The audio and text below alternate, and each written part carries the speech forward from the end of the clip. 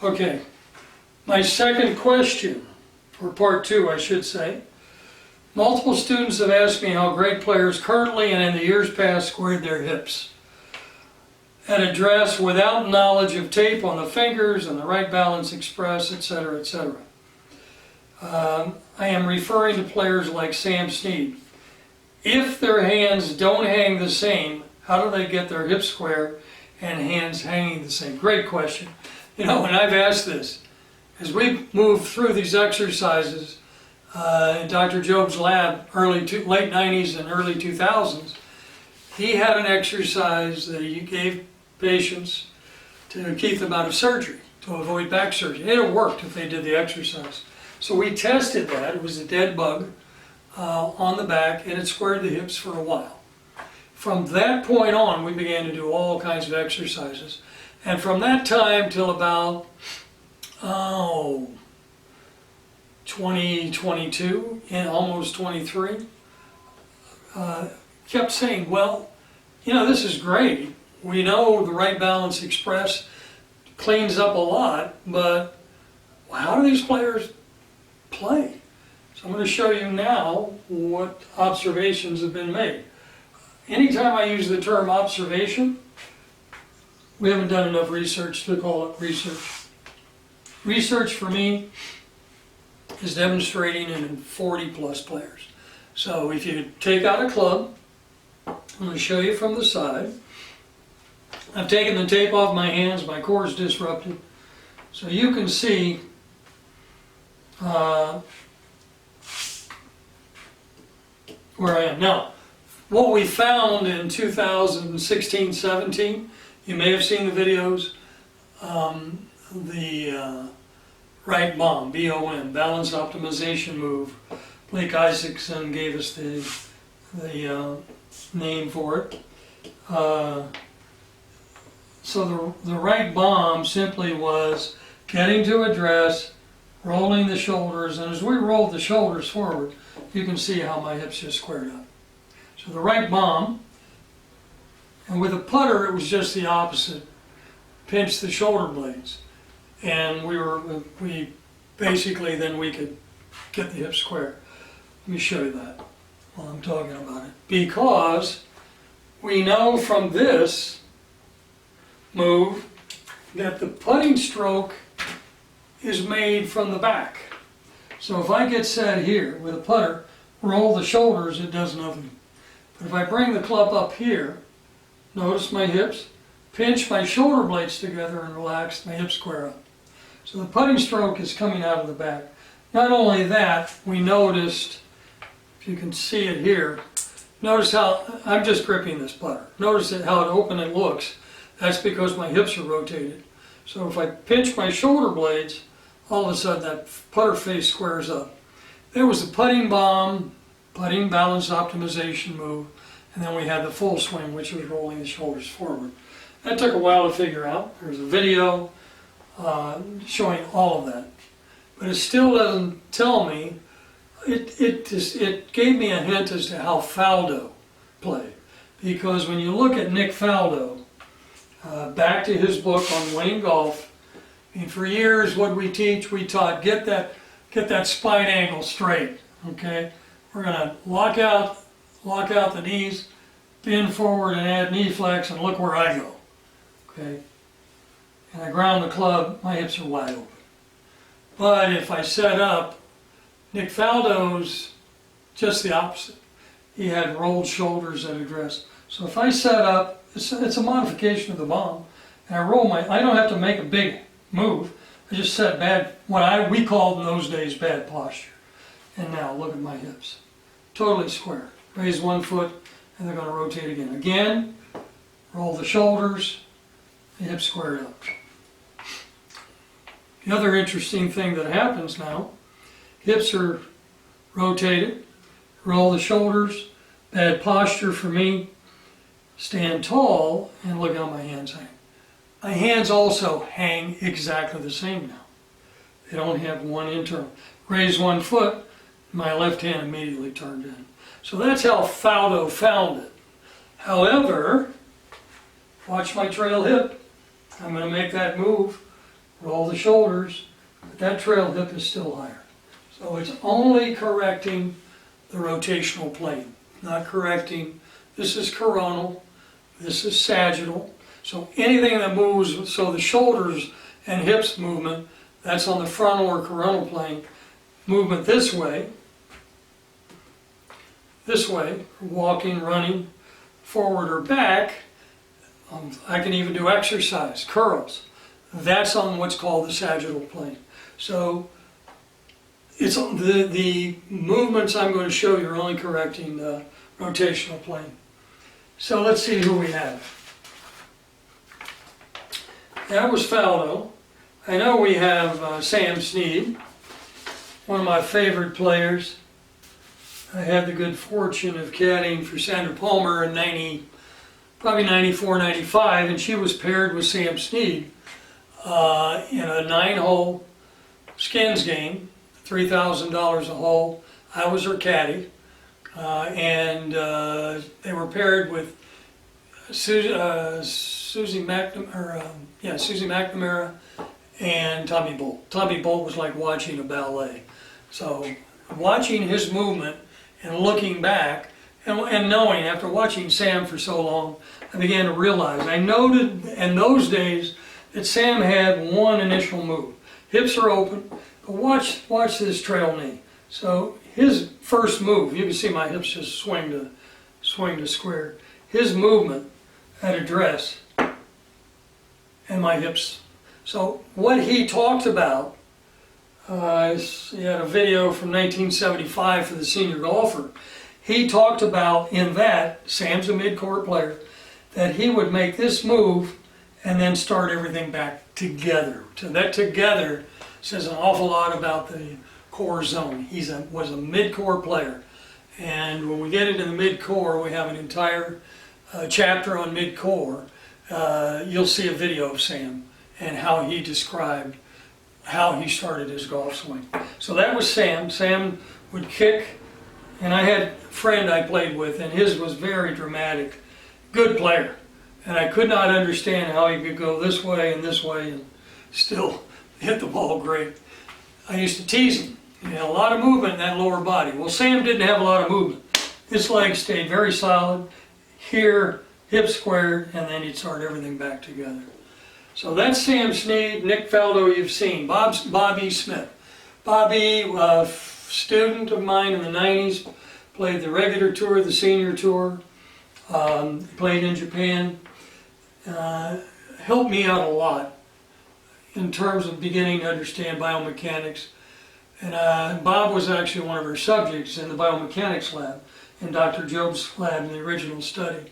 So when Bob would set up, I'd notice that Bob would rock. And watch where my hips go as I start. My hips are squared up. Anytime you see my hips squared, this is where I start. So I rock. He would rock like, he'd look at the target and you just see him rock every shot he hit. And now look at my hands. My hips just squared up, my hands are hanging exactly the same. I'm not advocating that you do this, because this is built into their routine. It was not something, oh, let's do this now. Kick that knee and see how you hit it. No, it's built in. It's a very comprehensive part of the routine. Nancy Lopez. Nancy famously, Anne-Marie Polly, one of my students, did this. Anne-Marie won Junior World. I think Nancy was in that Junior World, obviously a number of years ago. But the first move Nancy made was here. All you have to do, take your club and just raise your hands, and you'll notice that was the first move in her golf swing. Move here, so first move was a little up, and then she started her swing. I'll let you figure out why she would have a golf swing like that. Kevin Stadler. Kevin, one of my students for 10, 15 years. Coached him when I was coaching at USC. Always, Kev was upper core player, looked like he had absolutely no knee flex. He won the waste management on tour, great player. great player, and had a hamate bone break, and that pretty much ended his career. But wonderful guy, great player, and this was Kev. Hips are a little bit open here. All he did was make a little bit of a forward press. If you watch this bar, and my hips will square up. You can see it on this end.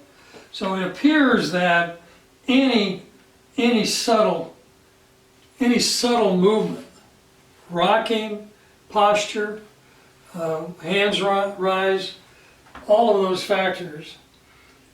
The one that I looked at early on, though, was Matt Wolf, because it was worked with Gankus. Matt, when I was with Dr. Giambetti in LA, we used to talk about this a lot, that Matt's first move was here. And when I make that move from an open hip line, look where my hips go. I'm totally square. So that move worked for him. I remember hearing an interview with Gankus saying, I don't know why he does it, and nobody did. Nobody understood it. Justin Thomas. A little different, because Justin would take the club back to here, but you can already see what just happened to my hips. And he'll take the club back as part of his pre-swing routine. Is he looking at the club face? I don't know what he's looking at, but look what it does. It squares his hips. So that move for Justin Thomas squares his hips. Hands will hang exactly the same. Many of these players you'll see they don't commit their grip. They go into until they're ready to go. So they'll go into the shot, and tour players, and they'll get in their setup, but they don't commit their grip. And if you commit your grip with an internal rotation of a hand, and you make that move, that club face is going to be shut or open at address. So they have learned to manage it all. Sergio Garcia, Brian Harmon, both, you can remember Sergio milking the club, and Harmon looking and notice where my hips go. So resetting, not committing the grip, but setting the hands.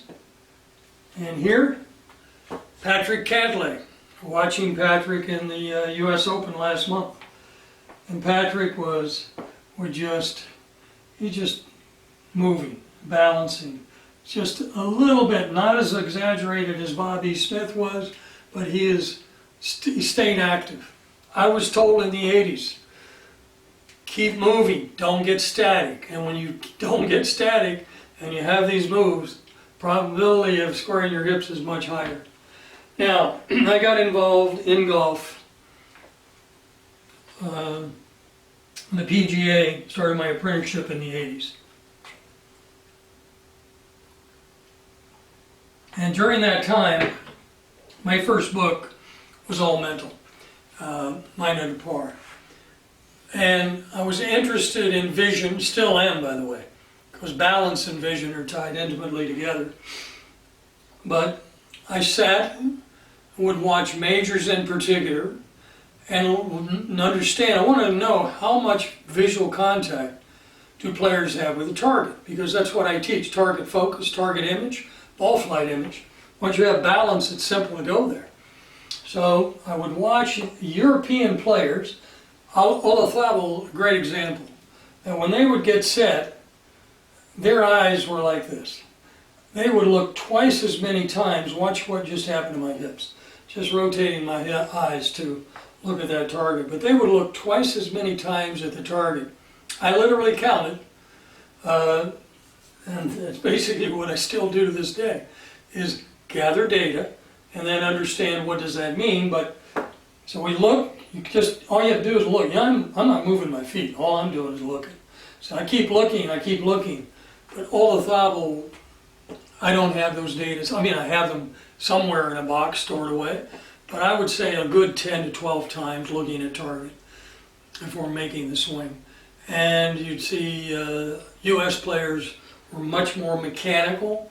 and would look maybe once, twice, and then swing. But your European player is very visually focused. So that is how when you can test, go through it yourself. You'll find very similar things working with the putter. If I am Bobby and I rock once, my hips just squared up.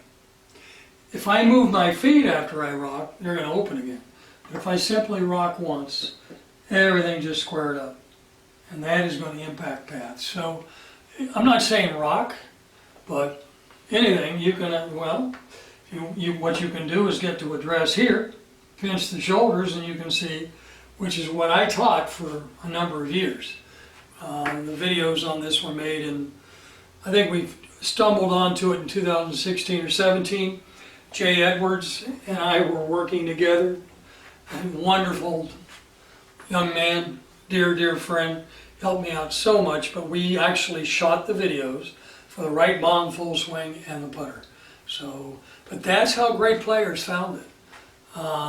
If you simply watch routines, and you'll see where they're squaring the hips. So let's go on to the next question.